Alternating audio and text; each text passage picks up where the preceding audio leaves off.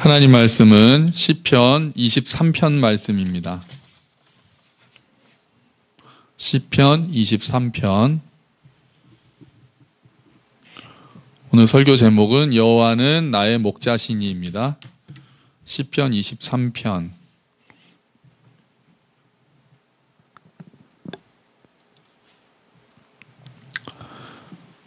많이들 외우시죠? 많이들 외우셔서 또 가정에서도 이 말씀 같이 암송하는 것도 좋겠습니다.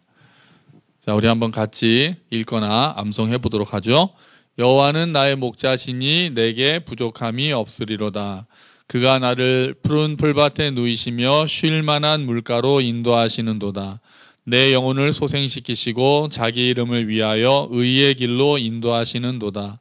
내가 사망의 음침한 골짜기로 다닐지라도 해를 두려워하지 않을 것은 주께서 나와 함께 하심이라. 주의 지팡이와 막대기가 나를 안위하시나이다. 주께서 내 원수의 목전에서 내게 상을 차려주시고 기름을 내 머리에 부으셨으니 내 잔이 넘치나이다. 내 평생의 선하심과 인자하심이 반드시 나를 따르리니 내가 여호와의 집에 영원히 살리로다.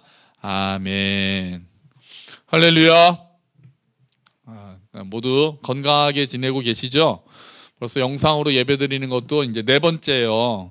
어제 보니까 여기저기서 이제 개나리꽃도 피고 봄은 오고 있습니다. 봄은 오고 있어요. 여지없이 봄은 오고 있습니다. 지난주 화요일에는 그 자매들 원래 성경통독 모임이 있었는데 그 영상통화로 8명이 모여서 영상통화로 성경통독을 했어요. 또 그렇게라도 물론 이제 핸드폰으로 하니까 뭐 얼굴이 크게 나오지는 않았지만 작게라도 또 얼굴들을 보고 또 목소리를 이렇게 돌아가면서 성경 읽는 거를 이렇게 같이 하니까 좋더라고요. 그래서 아마 이번 주일에는 이렇게 영상으로라도 좀 영상 전화신방보다 영상으로 해서 얼굴이라도 보면서 하면 더 좋겠습니다. 작은 교회에서 집단 감염이 계속 일어나고 있는 바람에 교회에서 예배를 모여서 드리긴 좀 더 힘들어졌죠. 지금 어제 이제 정세균 총리도 그렇게 얘기했고 문재인 대통령도 그런 얘기를 했고 박원순, 이재명, 서울시장이나 경기도지사가 아주 교회에 지금 아주 신경을 많이 쓰고 있잖아요. 그래서 교회가 예배를 모이지 말아달라고 적극 권고하고 그래도 모이겠다라고 하면은 수칙을 몇 개를 지켜야 돼요. 근데 그 중에 하나가 그 발열기 있잖아요. 그 발열 체크기가 꼭 있어서 교회 앞에서 그 온도를 재야 되고 또 하나가 2m 이상 떨어져서 마스크 쓰고 앉아 있어야 된다는 거예요. 그러면 우리 같은 작은 교회는 2m 이상 떨어져 있을 수가 없잖아요. 그러니까 이제 드릴 수가 없게 되는 거죠. 개학이 4월 6일로 연기가 돼서 우리 모임도 이제 4월이 돼야 될 것 같고요. 앞으로도 보면서 부활절이 4월 12일입니다. 4월 둘째 주 주일이 부활절이에요.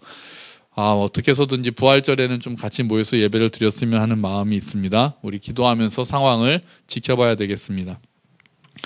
오늘 우리가 암송한 또한 읽은 시편 23편은 우리가 모두 잘 암송하기도 하고 교회 다니지 않는 사람들도 많이들 들어봤을 구절이죠.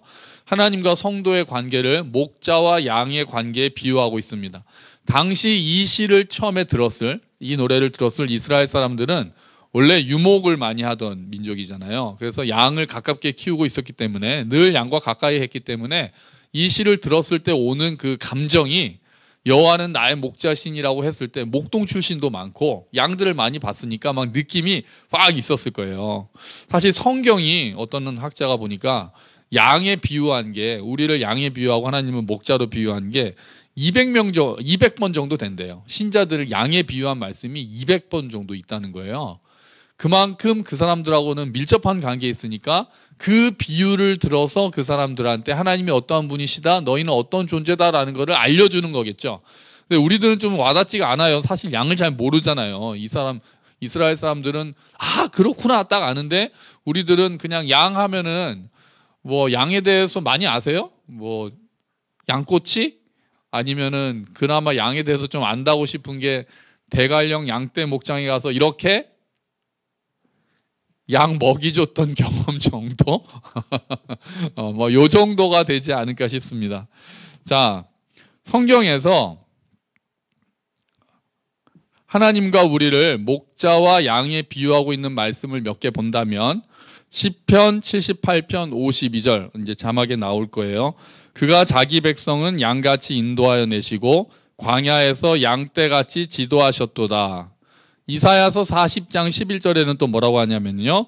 그는 목자같이 양떼를 먹이시며 어린 양을 그 팔로 모아 품에 안으시며 젖먹이는 암컷들을 온순히 인도하시리로다. 이런 말씀들이 있어요. 대표적인 말씀들이에요. 아예 예수님께서는 직접적으로 나는 누구다라고 하셨죠? 민우야, 예수님이 나는 뭐다? 나는 목자다. 그냥 목자가 아니라 나는 무슨 목자다? 나는 선한 목자. 선한 목자다. 나는 선한 목자다라고 말씀하셨어요. 그래서 옛날에는 교회에 이런 그림이 되게 많았어요. 이 그림 많이 보셨죠? 이 그림 많이 아실 거예요. 이런 그림이 예전에는 많이 있었어요. 교회도 많이 있었고. 자, 더군다나 이 시를 지은 다윗은 원래가 목자였어요. 원래 목자였어요. 굉장히 성실하고 충실했던 목자였던 것 같아요. 사무엘이 기름을 부으러 찾아갔을 때도 다윗은 뭐 하고 있었죠? 그때 형들을 불렀을 때도 다윗은 양을 치고 있었어요. 그죠? 그리고 나중에 다윗이 골리앗하고 전쟁하겠다라고 딱 사울을 찾아갔을 때 사울이 야 너는 저 사람은 어렸을 때부터 장군이고 장수였고 너는 아직도 어리고 연약해가지고 그걸 안 될 거야. 너는 그런 걸 할 수 없을 거야 라고 얘기할 때 다윗이 뭐라고 얘기했냐면은 내가 양을 지키다가 사자나 곰이 와가지고 새끼를 물어가면은 내가 쫓아가서 그 사자와 곰을 잡고 수염을 잡고 입에서 양을 빼내고 그것들을 때렸다 이렇게 이야기를 했거든요.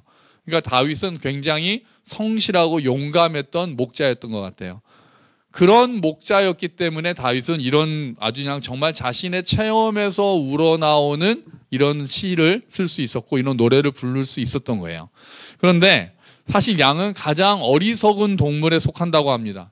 양은 일단 느리다고 하네요. 느리고 저도 뭐 양을 안 키워봤으니까 모르는데 양을 키우고 양을 관찰한 사람들이 쓴 글을 보니까 양은 느리고 자신을 보호할 수단이 전혀 없답니다. 위험에 처해도 으르렁대거나 맞서 싸울 생각을 하지 못한대요. 혼자서는 물도 못 찾고 음식도 잘 못 찾는데요.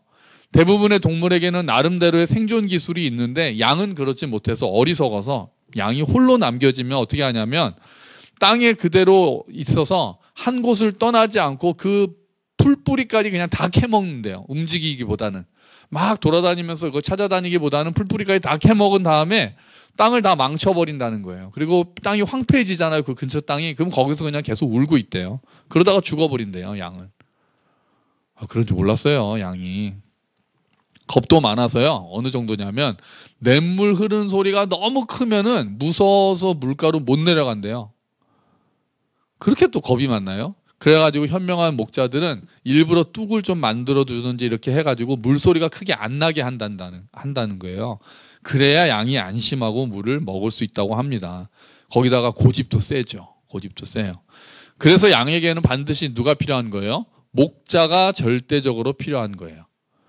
목자가 보호해주고 인도해주고 보살펴 줘야만 양들이 생존할 수 있다는 거예요.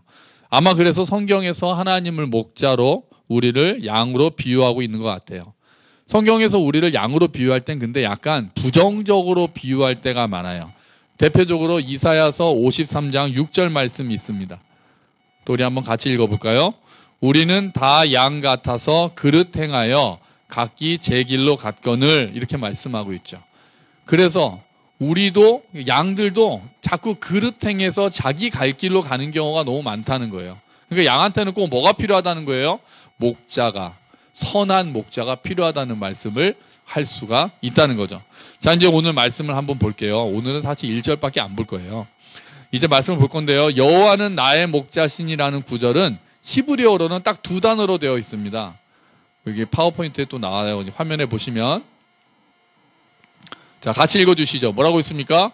여호와 로이 이렇게 여호와 로이. 이게 여호와는 나의 목자시니를 히브리어로 하면은 여호와 로이예요. 아주 요 두 단어가 여호와는 나의 목자시니예요. 이 정도 우리도 또 이렇게 딱 외워놔도 괜찮을 것 같아요. 여호와 로이. 사실 이 여호와는 나의 목자신이라는 구절에 시편 23편 나머지 내용이 다 들어가 있어요. 그죠? 나머지는 여호와가 나의 선한 목자다라는 걸 다 설명하고 있는 거죠. 자, 이 구절 처음에 다윗은 하나님을 여호와라고 부르면서 시작을 합니다. 여호와라고 불러요. 여호와는 어떤 경우에 많이 쓰는 그 하나님의 이름인지 아세요? 현우야. 여호와라는 이름을 쓸 때는 어떤 거를 강조할 때 쓸까?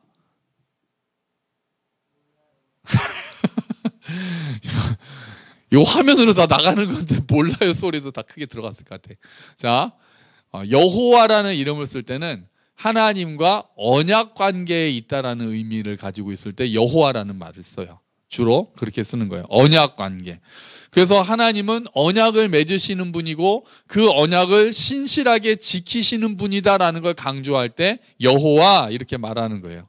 그 다윗이 하나님을 여호와는 나의 목자시니, 여호와는 이렇게 부르는 거는 하나님은 이스라엘 백성들과 약속을 맺으시고 그들을 험한 곳에서 구원하시고 언약 백성으로, 거룩한 언약 백성으로 살아가도록 이끌어 주시는 분이시라는 걸 강조하기 위해서 여호와는, 여호와 로이, 여호와는 이렇게 시작을 한다는 거예요. 그 다음에 로이, 나의 목자신이라는 게 로이라고 그랬잖아요. 이 로이라는 말은 원래는 먹이다, 라라는 말인데요. 먹이다, 돌보다, 양육하다, 다스리다, 관계를 맺다라는 의미를 가지고 있어요. 그러니까 목자는 어떤 분이라는 거예요? 양을 돌보고 양육하고 다스리고 관계를 맺는 존재라는 거예요.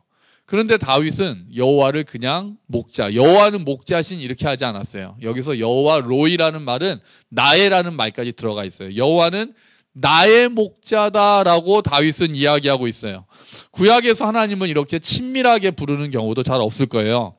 크신 여호와, 천지를 지으신 하나님, 그 거대하신 하나님이 오늘 이 작고 작은 나를 돌보시고 나에게 관심을 맺으시고 나와 관계를 맺고 싶어 하시는 하나님이시다.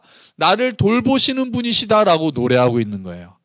이렇게 작은 나와 관계를 맺으시는 분이라는 거죠. 자, 그런데 여호와는 나의 목자신이라는 말을 뒤집어 말하면 나는 그러면 그분의 뭐가 되는 거예요? 그분의 양이 되는 거죠. 양. 여호와는 나의 목자신이는 뒤집어 말하면 나는 그분의 양이라는 거예요. 우리가 하나님께 속해 있다라는 거예요. 양이 목자에게 속해 있듯이 우리가 하나님께 속해 있다는 뜻이에요. 우리의 소유권이 하나님께 있다는 거예요. 그거를 인정하는 거예요. 하나님은 우리를 내 것이다, 너희는 내 것이다 라고 말씀하세요. 대표적인 말씀이 이사야서 43장 1절 말씀입니다. 읽어볼게요. 야곱아, 너를 창조하신 여호와께서 지금 말씀하시느니라. 이스라엘아, 너를 지으신 이가 말씀하시느니라.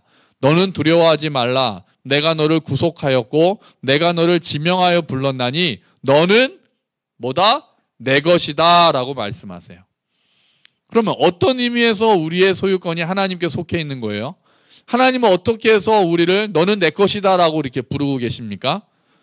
먼저 하나님께서는 우리를 하나님의 형상대로 창조하셨어요. 그 왜 우리를 창조하셨어요? 뭐 하시기 위해서요? 교제하기 위해서 우리를 창조하셨어요. 하나님이 만드신 아름다운 세상에서 복을 주시고 우리로 하여금 안식을 누리고 하나님을 예배하고 하나님과 관계를 맺고 하나님을 찬양하고 경배하게 하기 위해서 하나님은 사람들을 만드신 거예요. 우리를 사랑하시기 위해서 우리를 창조하셨어요. 삼위일체 하나님이 사랑의 관계로 맺어져 있듯이 그 사랑이 흘러 넘쳐서 우리와 또한 관계를 맺기 위해서 하나님께서는 우리를 창조하신 거예요. 그래서 우리는 창조주 하나님께 속해 있는 거예요. 그리고요, 더 나아가서 하나님께서는 우리를 구속하셨어요. 우리를 구원하셨어요. 이집트의 압제에서 이스라엘을 구해내신 것처럼 더 나아가서 예수님께서는 자신의 피를 흘려서 목숨을 주고 우리를 사셨어요. 우리는 다 양 같아서 죄에 빠져서 그릇된 길로 갔지만 하나님께서는 우리의 모든 죄악을 예수님에게 담당시키셨어요. 그리고 우리를 구원하셨어요.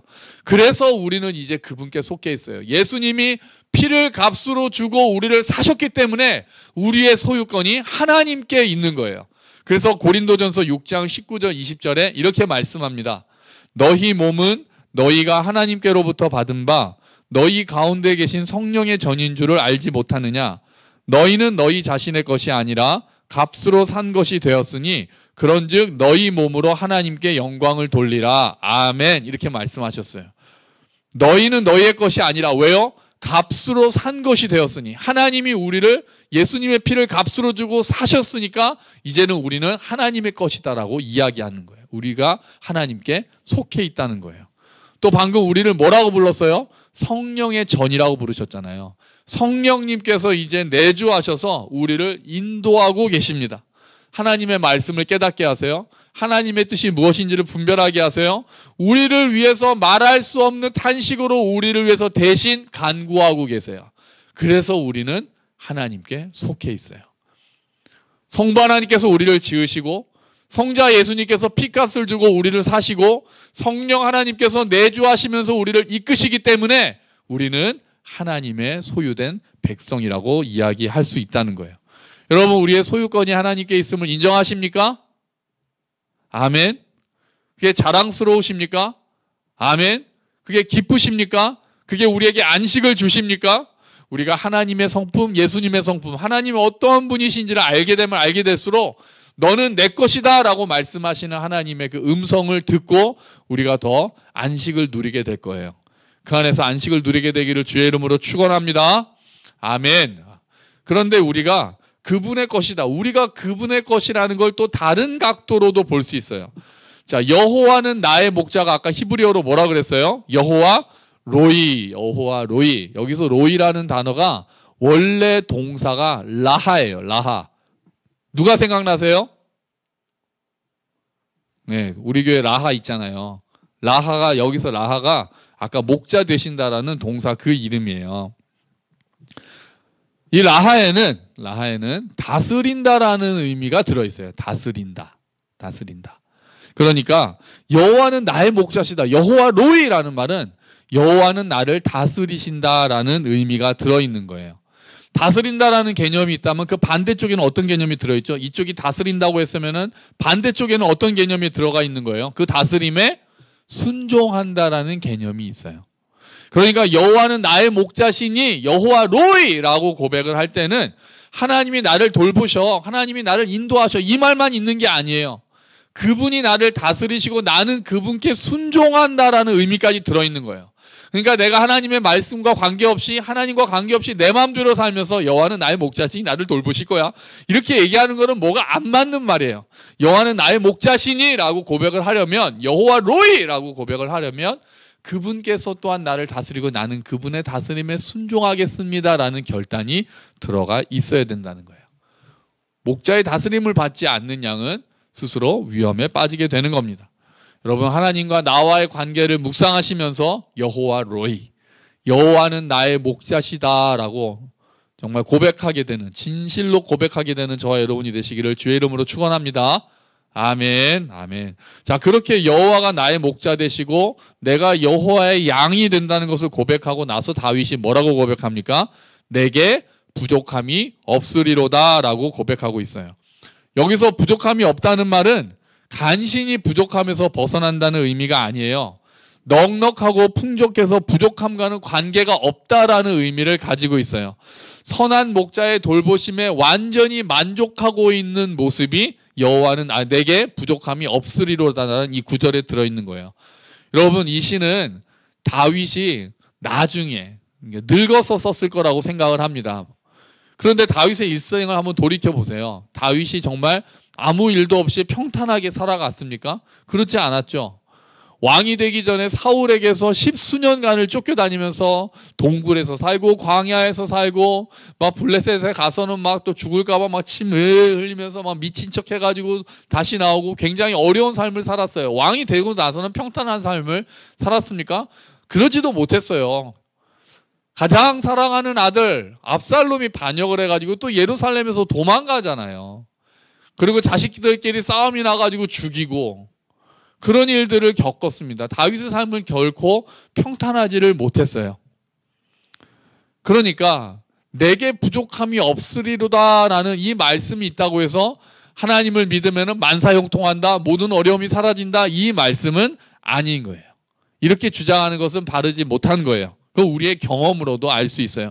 사실 이 시편 23편 자체에도 4절에 가면 뭐가 있어요? 내가 사망의 음침한 골짜기를 다닐지라도란 말씀이 있어요. 그러니까 이 안에도 다윗은 사망의 골짜기를 다녀본 경험이 있는 거예요.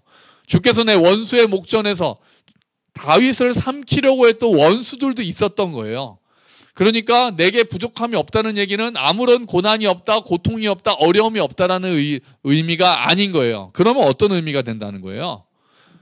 그러면 내게 부족함이 없다라는 건 어떻게 봐야 된다는 거예요? 첫 번째는 장기적인 안목으로 봐야 된다는 거예요. 장기적인, 길게 봐야 된다는 거예요.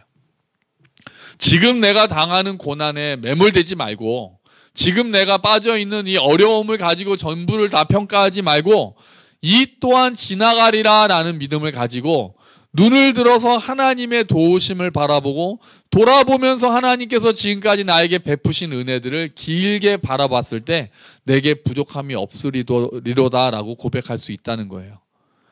지금 우리가 어려움에 빠져 있지만 하나님께서 이 어려움에서도 나를 지켜주시고 건져주실 것이고 이 고난 가운데서도 힘을 주신다라는 것을 믿고 이렇게 고백할 수 있다는 거예요. 더 중요한 것은 뭐예요? 고통스러운 상황 속에서도 하나님이 우리를 버리지 않으신다라는 거예요. 선한 목자와처럼 우리의 삶과 영혼을 지키셔서 결국에는 의의 길로 인도하신다라는 고백이 내게 부족함이 없다는 고백이에요. 결국 우리를 여호와의 집에 영원히 거하도록 인도하실 거예요. 이것은 어떻게 드러납니까? 내면의 평강으로 드러나게 돼요. 그것을 정말 믿고 내게 부족함이 없다라고 고백하는 자들은 그 안에서 내면에서 평강이 흘러넘치기 시작하는 거예요. 하나님이 우리의 목자이심을 알고 믿고 그 목자를 따르는 사람들은 어려움 가운데서도 고난 가운데서도 평안을 잃지 않습니다. 물론 때로는 흔들릴 수도 있죠. 넘어질 수도 있죠. 두려워할 수도 있죠. 걱정할 수도 있죠. 염려할 수도 있겠죠. 하지만 그 상태에 지속적으로 머물러 있진 않아요. 말씀을 붙들고 다시 하나님 앞에 나아가요. 오늘 이 말씀 붙들고 나아간다고요. 여호와는 나의 목자시니 여호와 로이, 이 말씀을 하나님 앞에 아뢰고 그 말씀이 정말 어떤 의미인가를 깊이 묵상하고 여호와께서 어떠신 분인가, 예수님께서 어떤 분이신가, 성령님이 어떤 분이신가를 깊이 묵상한 끝에 일어나면서 이렇게 기도하는 거예요. 고백하는 거예요. 내게 부족함이 없습니다 라고 고백하는 거예요. 그분이 나를 위해서 어떤 일을 하셨는지를 기억했기 때문에, 그분이 나를 위해서 어떤 일을 하실 것인지를 기억하기 때문에, 또한 결국 우리에게는 천국의 상이 주어져 있다는 소망 가운데서 일어날 수 있게 된다는 거예요. 불안과 두려움을 이기고 절망과 낙심을 이기고 소망을 붙들고 더욱 기도하면서 하나님을 의지하게 되는 고백인 거예요. 그리고 또 부족함이 없습니다라고, 내게 부족함이 없다라고 고백을 하려면 우리가 가져야 할 태도가 한 가지 있어요. 뭐냐면은 바로 자족하는 태도예요. 자족. 사도 바울은 빌립보서 4장 11절 12절에 이렇게 이야기하고 있죠. 내가 궁핍함으로 말하는 것이 아니니라. 어떠한 형편에든지 나는 자족하기를 배웠노니 나는 비천에 처할 줄도 알고 풍부에 처할 줄도 알아. 모든 일 곧 배부름과 배고픔과 풍부와 궁핍에도 처할 줄 아는 일체의 비결을 배웠노라 라고 말해요. 바울에게는 이런 자족의 태도가 있었어요. 자족하기를 배웠다 그랬어요. 이런 태도가 있었기 때문에 바울은 매를 맞으면서도 감옥에 갇히면서도 정말 헐벗고 굶주리면서 복음을 전하는 그 가운데서도 항상 기뻐하고 범사에 감사하고 기도할 수 있었던 거예요. 우리는 자꾸 욕심을 내요. 우리가 좋아하는 말이 뭐예요? 아이들이 좋아하는 말이 뭐예요? 더예요. 더 주세요. 더 주세요. 더라고 우리는 자꾸 요구해요. 지금 가지고 있는 것에 만족하기보다는 더 많이 있기를 원하고 더 길게 가기를 원하고 더 높이 가기를 원해요. 그러다 보니까 우리에게서 자족하는 태도가 사라져가는 거예요. 그리고 우리는 자꾸 나를 남들과 비교해요. 남들과 비교해서 자꾸 나를 더 낮게 봐요. 나에게 없는 것들을 더 크게 봐요. 그래서 그런 사람들은, 자꾸 남과 비교하는 사람들은, 자꾸 더를 외치는 사람들은 내게 부족함이 없으리로다라는 고백을 할 수가 없는 거예요. 여러분, 김우수라는 사람을 아세요? 혹시 들어보셨나요? 돌아가신 지 좀 됐어요. 김우수라는 분이, 화면에 있는 요 분이에요. 김우수라는 분인데, 이분은 어떤 분이냐면요, 2살 때 보육원에 맡겨졌다가 이제 12살 때 가출했어요. 보육원을 가출했어요. 국민학교도 못 다녔어요. 초등학교도 못 다니고 노숙하면서 그냥 뭐 이렇게 살았대요. 몇 살까지 그렇게 살았냐면 47살까지. 가출해가지고 35년 정도를 그냥 노숙하고 하면서 제대로 교육도 못 받고, 그러니까 막 산 거예요. 막 뭐 도둑질도 하고 막 그랬던 것 같아요. 그러다 47살 때 자살을 하려고 불을 질러요. 그랬다가 자살은 이제 죽지는 못하고 방화죄로 체포가 됩니다. 그래서 감옥에 들어가요. 감옥에 들어가서 1년 6개월을 사는데, 그때 감옥에서 뭘 보게 되냐면은 사과나무라는 잡지를 보게 됩니다. 그 사과나무가 우리가 후원하고 있는 어린이 재단 있잖아요. 초록우산. 어린이 재단에서 발행한 힘들게 사는 아이들에 대한 정보가 들어있는 책이었어요. 그거를 교도소에서 보게 돼요. 그리고는 크게 마음이 움직입니다. 아, 내가 나가면 이제 나는 이 아이들을 돕는 삶을 살겠다라고 결심을 해요. 그리고 48살 됐을 때 그 뒤로 짜장면 집에서 배달을 합니다. 이제 배달을 해요. 배달을 하는데 한 달에 받은 월급이 70만 원. 이제 물론 결혼은 못했죠. 한 달 월급이 70만 원이고, 그 중에서 고시원에 살았거든요. 고시원비로 나가는 게 25만 원. 그 남은 돈이 얼마예요? 45만 원이죠. 그 45만 원으로 생활을 하면서 어린 아이들을 5명을 후원하기 시작합니다. 멘토가 돼서 뭐 이렇게 막 선물도 이렇게 때가 되면 주기도 하고, 그리고 종신보험을 들어요. 종신보험을 들어서 내가 죽으면 그 종신보험에 그 뭐라고 하죠? 수령인이라고 그러나요? 보험금의 수령인을 어린이 재단으로 해놓습니다. 4천만 원짜리 종신보험을 들어서 그 수령인을 어린이 재단으로 해놓습니다. 내가 죽으면 이 돈은 어린이 재단으로 달라고 그래요. 보내달라고. 그리고 장기기증 서약까지 합니다. 그런 게 이제 좀 알려져 가지고 막 이제 막 상도 받고 기부천사라고 알려져 있다가 5년 정도 그렇게 살다가 배달을 하다가 교통사고로 결국은 죽고 말았습니다. 돌아가셨어요. 그래서 이분의 일생을 다룬 영화가 개봉했었어요. 최수종 씨가 주연해가지고 철가방 우수씨라는 제목으로 개봉한 적이 있었습니다. 좀 됐죠. 그런데 이 영화 봤거든요. 이 영화를 보면 김우수 씨가 기독교인으로 나와요. 기독교인 교회를 다니고 있는지는 나오지 않아요. 그런데 매일 아침 성경을 읽는 장면이 나옵니다. 영화에 그대로 나와요. 딱 고시원 그 한 평 정도 된다. 1.5평 그 정도 된다는 거 아시잖아요. 그 조그만 책상 앞에 항상 아침에 일어나면 성경을 펴니다. 그런데 거기서 성경 읽는 장면이 2번인가 3번 나오는데요. 늘 똑같은 구절을 펴니다. 어디겠어요? 어딘지 아시겠죠? 네, 맞아요. 시편 23편이에요. 그리고 읽어요. 근데 읽는 장면이 딱 한 절만 읽는 장면으로 나와요. 몇 절이겠어요? 1절이에요. 여호와는 나의 목자지니 내게 부족함이 없으리로다. 이 말씀을 읽어요. 그리고 얼굴이 환해져요. 여호와는 나의 목자시니 내게 부족함이 없으리로다. 그리고 나서 성경을 덮고 고된 하루, 고되지만 복된 하루를 살아가는 거예요. 자기도 늘 부족할 것 같은 사람인데도, 늘 어려운 형편인데도 자기 자족하기를 넘어서 다른 사람들, 나보다도 더 어려운 사람들을 위해서 베푸는 삶을 살았던 분이 바로 이 김우수 씨인 거죠. 이분이야말로 여호와는 나의 목자시니 내게 부족함이 없으리로다라는 말씀의 의미를 가장 깊게 깨달았던 분일지도 모르겠어요. 여러분, 우리를 위해서 목숨까지 바치신 선한 목자이신 예수님은 요한복음에서 이렇게 말씀하세요. 내가 온 것은 양으로 생명을 얻게 하고 더 풍성히 얻게 하려는 것이라, 이렇게 말씀하셨어요. 우리는 그 선한 목자이신 주님 안에 거할 때, 그분의 다스림을 받고 순종할 때 흔들리지 않는 평안과 기쁨을 누릴 수 있습니다. 풍성한 삶을 살 수 있습니다. 여러분, 지금 여러 가지로 어렵고 힘겨운 지금인 줄 압니다. 경제적으로도 심리적으로도 굉장히 불안하고 이게 언제까지 될지 모르겠고, 벌써 이제 앞으로도 이게 회복이 된다고 해도 많은 경제적인 일들이 다시 회복되기까지는 오랜 시간이 걸릴 것 같습니다. 그럼에도 불구하고 우리를 향한 하나님의 계획은 완전하고 선하신 뜻이 이루어질 것을 믿고 고백할 수 있게 되기를 주의 이름으로 축원합니다. 자족하기를 배워서 이미 주신 것들을 감사하면서 누릴 수 있게 되기를 축원합니다. 그래서 우리가 다 같이 여호와는 나의 목자시니 내게 부족함이 없으리로다 라고 함께 고백하게 되기를 주의 이름으로 축원합니다. 아멘. 우리 찬양 같이 한 구절 하나 할게요. 찬양 뭐 할지도 아시겠죠? 주는 나를 기르시는 목자.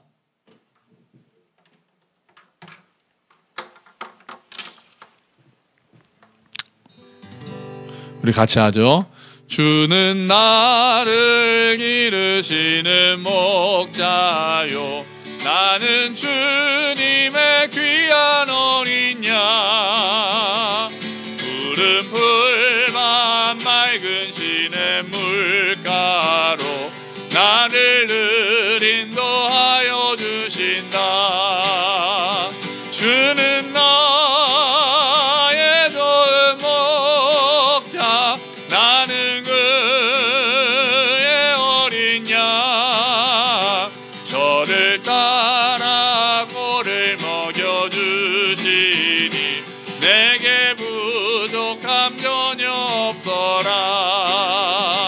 예쁜 새들 노래하는 아침과 노을 비끼는 고운 황혼에 사랑하는 나의 목자 음성이 나를 언제나 불러주신다. 주는 나의 좋은 목자, 나는 그의 어린 양. 저를 따라 꼴을 먹여주시니 내게 부족함 전혀 없어라. 못된 짐승 나를 해치 못하고 거친 비바람 상치 못하리. 나의 주님 강한 손을 펼치사 나를 주야로 지켜주신다. 주는 나의 좋은 목자, 나는 그의 어린 양. 저를 따라 꼴을 먹여주시니 내게 부족함 전혀 없어라.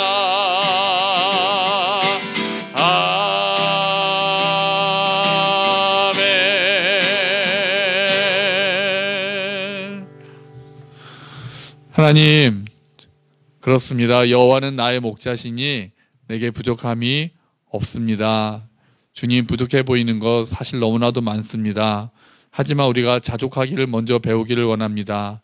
이미 주신 것들 감사하는 법을 배우게 하시고 또 감사함으로 누릴 수 있도록 도와주시고, 우리가 비록 어려움 가운데 있을 수 있지만, 우리가 부족한 가운데 있을 수 있지만 우리를 향하신 하나님의 계획은 선하시고 완전하시다는 것을 믿고 내게 하나님의 인도가 부족함이 없다고, 내게 하나님의 선하심에 부족함이 없다고, 내게 하나님의 전능하심이 부족함이 없다고 고백한 우리 모든 믿음의 식구들 될 수 있도록, 우리 교회 식구들 될 수 있도록 주님 은혜를 베풀어 주시옵소서. 그래서 우리가 정말 말씀을 붙들고 하나님 앞에 나아가 어려운 가운데서도 소망을 가지고 정말 하나님 앞에 엎드려 기도하고 일어설 수 있도록 주님 우리의 삶을 인도하여 주시옵소서. 이제는 우리 주 예수 그리스도의 은혜와 하나님 아버지의 크신 사랑과 성령 하나님의 함께 하심이, 여호와는 나의 목자시니 내게 부족함이 없으리로다 라고 진실로 고백하며 여호와의 다스림 안에 살아가며 자족하기를 배우고 하나님의 인도하심을 따라 이 길을 걸어가겠다라고 굳게 결심하며 소원하는 우리 모든 믿음의 식구들 머리 위에, 그리고 가정 위에, 몸된 교회 위에, 그리고 어려움에 처해 있는 이 나라와 모든 백성들 머리 위에 지금부터 영원까지 함께 하시기를 간절히 축원하옵나이다. 아멘.